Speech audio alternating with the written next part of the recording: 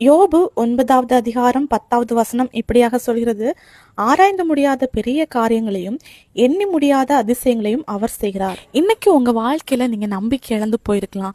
இது நடக்குமா, இல்ல இதை நான் காண்பேனா, இல்லைன்னா இந்த ஒரு காரியத்திலேயாவது அற்புதம் அதிசயம் நடக்குமா அப்படின்னு சொல்லிட்டு நீங்க சோர்வுக்குள்ளாடி ஒரு கேள்வியோட நம்பிக்கை இழந்து போயிருக்கலாம். இப்படிப்பட்ட சூழ்நிலையில நீங்க இருந்துட்டு ஆண்டவரை ஆராதிக்கிறீங்க, துதிக்கிறீங்க.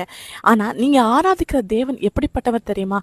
அவர் ஆராய்ந்து முடியாத பெரிய காரியங்களையும் எண்ணி முடியாத அதிசயங்களையும் செய்றவர். அப்படிப்பட்ட தேவனுக்கு உங்க வாழ்க்கையில பெரிய காரியங்களையும் அதிசயங்களையும் செய்யறது அவருக்கு ஒரு சாதாரண காரியம்.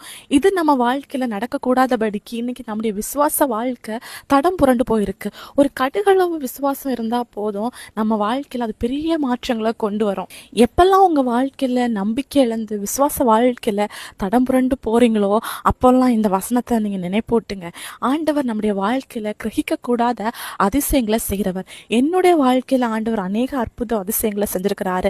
அதே மாதிரி இதை கேட்டுட்டு இருக்க உங்க வாழ்க்கையில கூட அவரால் அதிசயம் செய்ய முடியும். இன்னைக்கு உங்க வாழ்க்கையில எந்த இடத்துல ஒரு அதிசயம் நடக்கணும், எதுல உங்களுக்கு அற்புதம் நடக்கணும், எதுல உங்களுக்கு காரியம் வாய்க்கணும், அதை ஆண்டவர் கிட்ட விசுவாசத்தோட, ஆண்டவர் நான் கேட்டா எனக்கு இதை பண்ணுவார் சொல்லிட்டு நீங்க விசுவாசத்தோட ஆண்டவர் கிட்ட கேட்கும்போது ஆண்டவர் உங்க வாழ்க்கையில ஆராய்ந்து முடியாதது, உங்க புத்தி கெட்டாத அதிசயங்களையும் அற்புதங்களையும் உங்க வாழ்க்கையில செய்வாரு. அவரை நோக்கி பார்த்த எந்த முகமும் வெட்கப்பட்டு போனதில்லை.